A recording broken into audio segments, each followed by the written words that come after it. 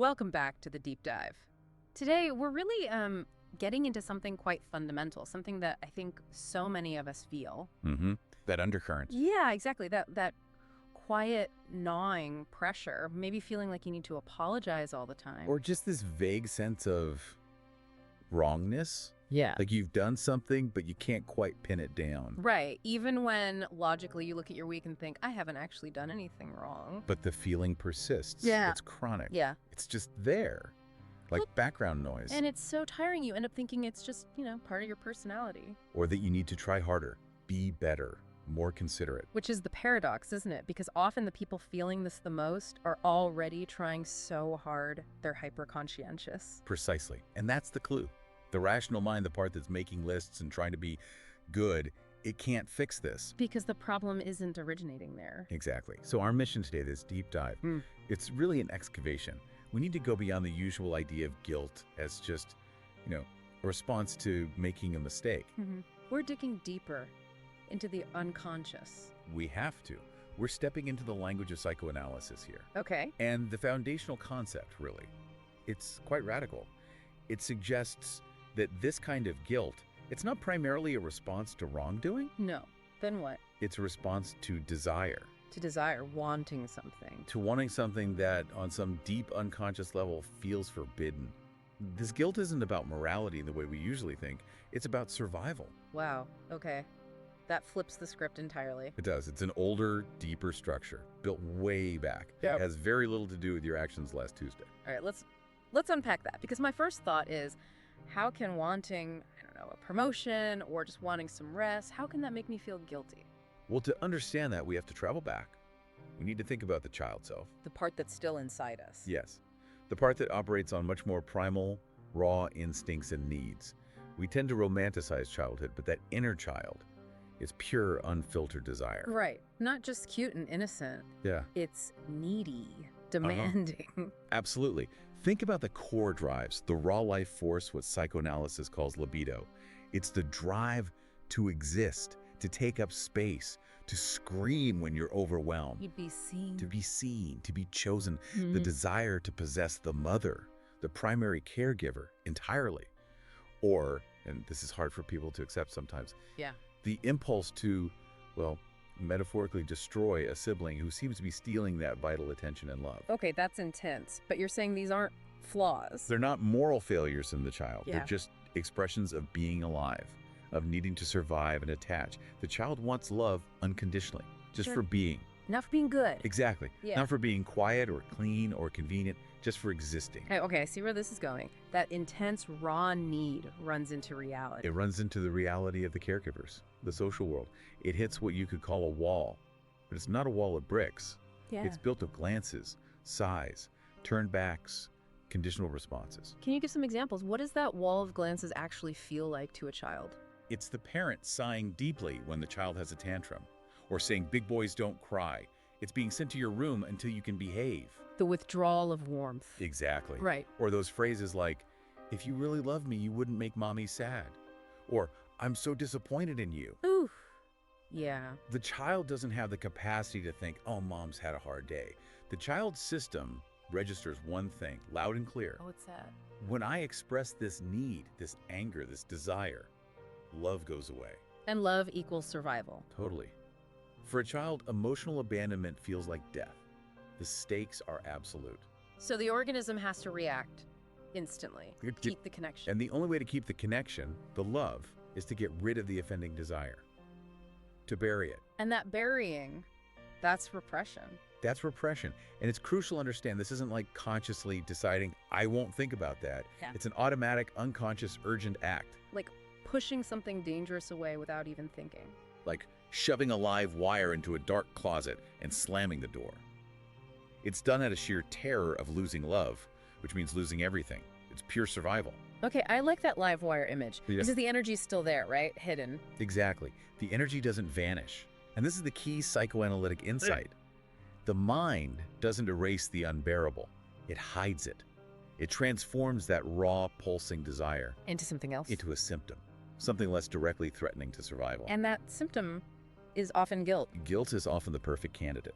Yeah. Which leads us to what we can call the guilt contract. A contract, like a deal the mind makes with itself? Sort of. Unconsciously, of course. Think about the trade-offs. Raw, forbidden desire, like, I wish my sibling wasn't here. There's like it risks total abandonment, annihilation. Okay. But guilt reframes it. Instead of, I want something forbidden, it becomes, I did something wrong, or even just, I am bad. How is that safer? It sounds awful, too. It's awful, but it implies something crucial, the possibility of repair. If I'm bad or did wrong, maybe I can be forgiven, maybe I can atone, maybe I can get back into connection.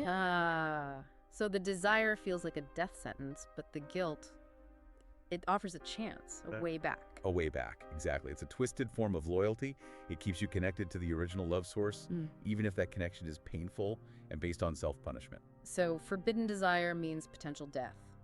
Guilt means maybe a miserable life, but still life, connected life. Precisely.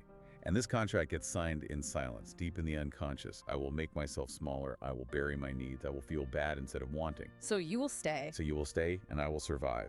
And that template, that contract, gets carried right into adulthood. And that's the scary part. This deal made in childhood terror. It doesn't just expire when we grow up. Not at all. The adult inherits this whole structure. It's running in the background of our work meetings, our relationships, our quiet moments alone. Which explains why the guilt often feels so disconnected from present reality. It's not about what I did wrong today. It's often triggered by what you wanted today, or even just thought about wanting. The mere intention, the fleeting fantasy of breaking one of those old, buried rules. Is that the sense of guilt before the deed concept? Exactly. That's a key idea, particularly from Freud's later work like Civilization and its discontents. Guilt isn't just trailing behind our actions. It's running ahead. It's preemptive. It anticipates the crime of desire and strikes first. It's the psyche's internal security system trying to prevent the disaster before it happens. Okay, so who is this internal security guard? We have the ego trying to manage things, the repressed desires. Who's laying down the guilt? That's the superego. The inner critic. Yes, but it's often much harsher than just a critic. Think of it as an internalized parent, or maybe a composite of critical authority figures from your past. The teacher who always found fault. The parent who withheld approval. Exactly. It speaks with their tone, uses their logic, even if they've been gone for decades. Psychically, they never left. And this superego, it's merciless. It's running on outdated software. So it's enforcing rules from, like, 1985 that don't apply to my adult life. Precisely. And crucially, it doesn't wait for you to actually do anything wrong by its standards. It assumes you're always on the verge of, well, betrayal. Betrayal of fleck. Betrayal of the old contract. Betrayal through self-interest, through prioritizing your own needs or desires. It watches your thoughts like a hawk. Wow. That sounds exhausting, like being under constant surveillance. It is. So let's say you decide to do something purely for yourself. Take a nap instead of doing chores. Say no to an extra work project. Celebrate a success. Things that seem fine? Healthy, even. To the adult mind, yes. But the superego, operating on that childhood logic, reads this as treason. Treason? Why treason? Because the child part of you, the part that signed the contract, believes with absolute certainty based on early experience. To choose yourself is to destroy the person you depend on. How does that logic work? Choosing myself hurts someone else. The buried logic is, if I show that I can be happy, independent, or successful without constantly earning their conditional approval, then I'm proving their conditional love wasn't actually essential for my survival. So my thriving feels like I'm rejecting them, rejecting the whole basis of our original connection. It feels unconsciously like murdering the relationship that kept you alive. Even if that relationship was painful or conditional, it was known. It was survival. So to prevent that murder, the superego steps in and punishes me with guilt. Yes. The self must be punished by the self to maintain loyalty to that original, often painful love object, to keep the old system intact. So the guilt is loyalty, a really painful kind of loyalty to the past. It's a desperate attempt to remain loyal, to stay attached. When the guilt floods in, it's like an internal voice screaming, "Stop! You're getting too separate, too happy, you're abandoning the rules, you're abandoning me." And letting go of the guilt feels like letting go of them, betraying them. Unconsciously, yes. It feels like severing that original bond. So the superego doubles down. Any attempt you make to feel better, to assert yourself, just confirms its suspicion that you're a traitor. Good grief. It's a perfect trap. Self-punishment feels like the only safe option. Okay, so we've talked about the emotional experience, the why. Let's look a bit at the how. the mechanics inside. The plumbing of the unconscious? Something like that. Yeah. It's important to remember the unconscious isn't just a passive bin for memories. It's active. It's alive. It's a desiring system. And it runs on libido. Exactly. And again, libido here isn't just sex drive. It's the fundamental life energy, the energy to want, to connect, to strive, to survive. It's the engine. Okay. So the child has this libidinal energy, maybe intense anger when a toy is snatched. But the parent says, don't be selfish, share, stop that. Right. Society, parents, survival. They demand the child modify these raw expressions. Not now, not like that. Be nice. So the child learns to stop the expression. They repress the thought, the conscious awareness of the rage. Yes. But the energy attached to that rage, the libidinal charge, it doesn't just evaporate. Energy isn't destroyed. The live wire, still humming in the closet. Exactly. It has to go somewhere, so it leaks out sideways, or transforms into anxiety, into physical symptoms sometimes, into obsessive thoughts, or, very commonly, it gets channeled into guilt. Guilt becomes the container for that repressed energy. It's a brilliant disguise, structurally speaking, because it allows the mind to feel the intensity, the charge, but without having to face the original terrifying desire. This is the translation part. This feels really key for people connecting the dots in their own lives. Can we trace some specific examples? Definitely. Let's take that raw childhood impulse we mentioned. I want to destroy my sibling rival. I want all the attention. Okay, clearly unacceptable, terrifying to feel. So it gets repressed. But the energy morphs. In adulthood, it might manifest as a pervasive sense of being fundamentally bad or too much. Like, I don't deserve success. Exactly. Or, I must always be careful not to take up too much space, not to outshine others. This can lead to self-sabotage at work, maybe turning down opportunities, feeling intense guilt when you do succeed. Because succeeding feels like destroying the sibling again. On an unconscious level, yes. The guilt forces you to harm yourself. I'll stay small, to avoid the fantasy of harming the other. Yeah. I won't destroy them by succeeding.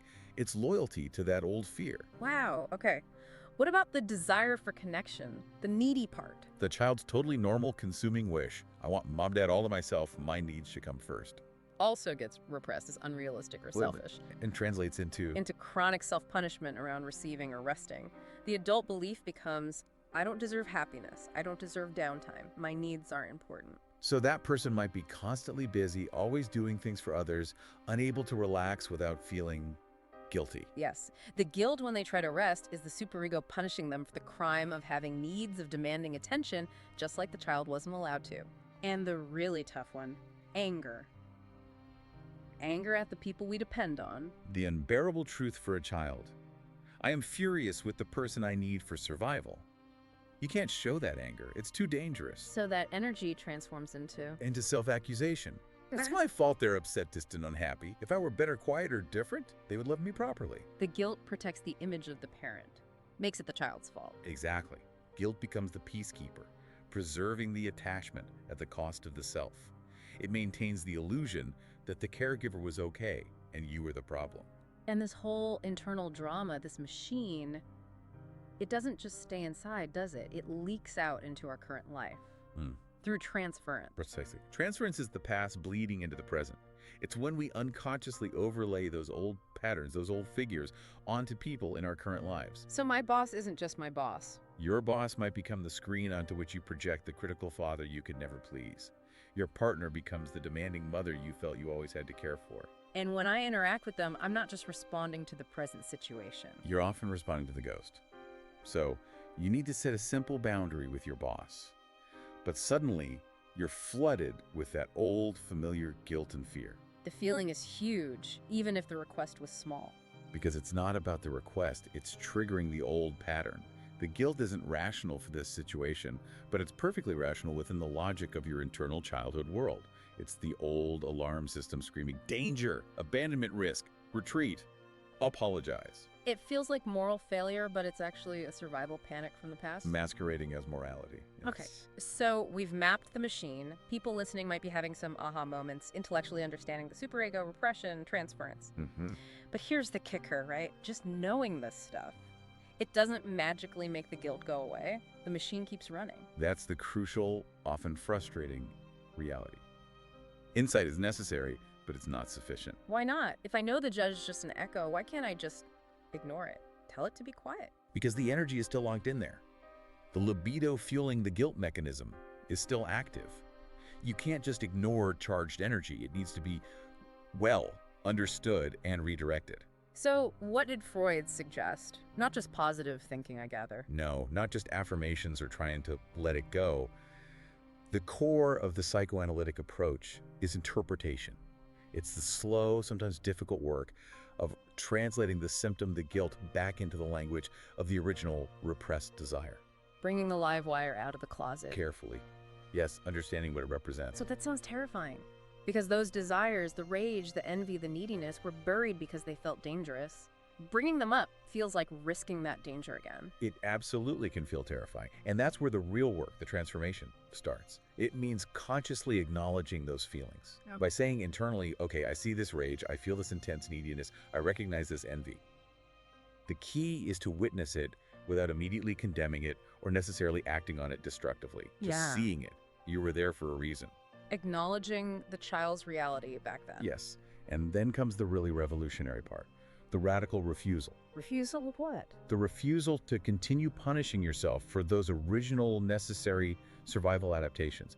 It's the adult self stepping in and saying, firmly but maybe quietly, I will not carry this guilt for a crime I didn't commit. Separating the child's survival need from the adult's moral judgment. Exactly. The child had a repressed desire to survive.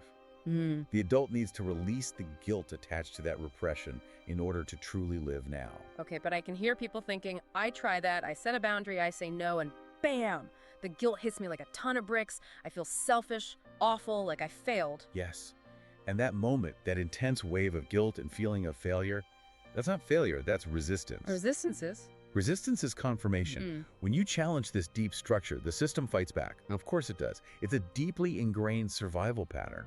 That wave of guilt screaming yourself as they'll leave is proof you're getting close to the core issue. So the awful feeling means you're actually doing the work. You're shaking the foundation. Precisely. Don't mistake the system's alarm bells for your own failure. Welcome the resistance as a signpost. Okay. I'm touching the live wire now. That's a huge reframe. Okay, so how can someone start doing this translation work practically? When the guilt hits after, say, canceling plans to rest. Ask yourself this question. What is the hidden fantasy, the underlying belief beneath this specific guilt? Okay, run me through that. Guilt for resting. What's the fantasy? The surface thought might be, I'm lazy, or I'm letting people down. But dig deeper. The unconscious fantasy, rooted in childhood, might be, if I stop, if I rest, I'm useless. Weak people get abandoned. My value comes from doing. So the guilt isn't about resting, it's about the terror of abandonment. Yes. The guilt pushes you back into constant activity, which feels like the only safe path. What about guilt for speaking up confidently in a meeting? Hidden fantasy could be. If I take up space, if I shine, I'll provoke envy or attack. Someone will get hurt, like the sibling. I'll be punished for being visible or powerful. So the guilt keeps you small and safe from imagined retaliation. Exactly. Or guilt about asking a partner to meet a need. If I show my needs, I'm too much. They'll see the real me and leave. The guilt silences the need to protect the relationship based on the old fear. This really highlights that guilt isn't the core problem. It's a symptom. It's, like you said, an encrypted message. It's the return of the repressed desire, wearing a disguise. It's the exiled part of you sending a telegram saying, I'm still here. I wasn't allowed to exist back then, but I'm still here. Please witness me. Witness the feeling. Witness the need it's covering up. Witness the original survival strategy it represents without automatically judging it as a current moral failure. It's a monument to how you learn to survive. Let's bring this all together using that image of the internal courtroom. We keep getting dragged there by this chronic guilt. We're the defendant, always feeling accused. Waiting for the judge, the superego, to pronounce sentence. And we're already apologizing before the trial even starts for crimes we can't even name. Then the judge, speaking with that familiar critical voice from the past, looks down. And delivers the line that shifts everything. You think this is about what you did. It's about what you didn't do. That's the pivot. The accusation isn't about your recent actions. It's about a perceived failure from the past, judged by the superego's harsh child logic standards. Well, what didn't we do, according to this judge? The child didn't save itself in the way the superego now fantasizes it should have. The child didn't stand up and say, no, you're wrong, I need this, when facing the conditional love. They didn't protect themselves. They didn't scream, I'm hurt, when invalidated. They didn't choose their own needs when survival dictated choosing connection above all else. They chose silence, smallness, compliance, because that felt like the only way to survive. They waited to be rescued. And the guilt they chose instead, the self-blame, that was the loyalty, safer than grieving the conditional nature of the love. Exactly. It wasn't a moral crime back then. It was a strategic choice for survival. The self-betrayal was paradoxically necessary to keep the attachment figure close. So the transformation in that courtroom happens when, what? When the adult self looks at the judge differently. Yes. When you stop seeing the judge as this all-powerful god of morality and you see it for what it is, an echo. A scared child playing dress-up in judge's robes. The part of you that internalized the rules to try and control the pain, to punish yourself first, maybe? Precisely. The part that thought, if I am my own harshest critic, maybe the outside world's criticism won't destroy me. It was trying to protect you in its own distorted way. And the radical act is? The adult self looking at that internal judge, that scared part, and saying, with real compassion, I forgive you. Forgiving the superego. Forgiving the inner critic. Forgiving the mechanism. Forgiving the part of you that adopted those harsh rules because it thought it had to. Recognizing it was a strategy, not a fundamental truth about your badness. So you're not fighting the judge anymore, you're understanding its origin. Turning the prison into just a stage set. Exactly. Yeah. Realizing there was no crime committed by the child who was just trying to survive. The crime was invented later by the superego to make sense of the pain. Does this mean the guilt just disappears overnight? Probably not. Like we said, the patterns are deep, resistance is real, guilt will likely still surface. But it's different now. It's different because you are different towards it. You know its name now. You know its history. You know its function wasn't to reflect your inherent badness, but to ensure your survival. The transformation is really about shifting your loyalty. From loyalty to the past, to the old rules. From loyalty to that old conditional love contract which demanded self-erasure, to loyalty to the self that survived it, loyalty to the adult you are now and the child you were then who did what was necessary. So freedom isn't necessarily the absence of guilt. It's freedom within the feeling. It's holding the guilt when it comes, maybe with some sadness, some understanding, like looking at a relic from a past life, a monument to the part of you that adapted and refused ultimately to be extinguished. Hashtag tag outro. So wrapping up this deep dive, the core message feels like you're not inherently guilty, that feeling. It was likely programmed in, a survival strategy born from conditional care. And the work is about understanding that program, that machine, so you can start to outgrow its automatic control. Exactly, that internal courtroom. It doesn't have to be a place of judgment anymore. It can become just a landscape, a place you can visit as a witness and archaeologist of your own inner world. Understanding the language. Yes, recognizing that guilt isn't the truth. It's a translation, a very specific, often distorted translation of something much older. Desire, grief, need. The raw stuff of being alive. And once you start speaking that original language again, you can finally turn to that exiled part of yourself. The part that felt the guilt, the part that was sacrificed. And ask it the question it's been waiting maybe a lifetime to hear.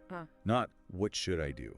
Not, how can I be better? Not, what would make them happy? Simply, what do you need? What do you, the self that survived, actually need right now?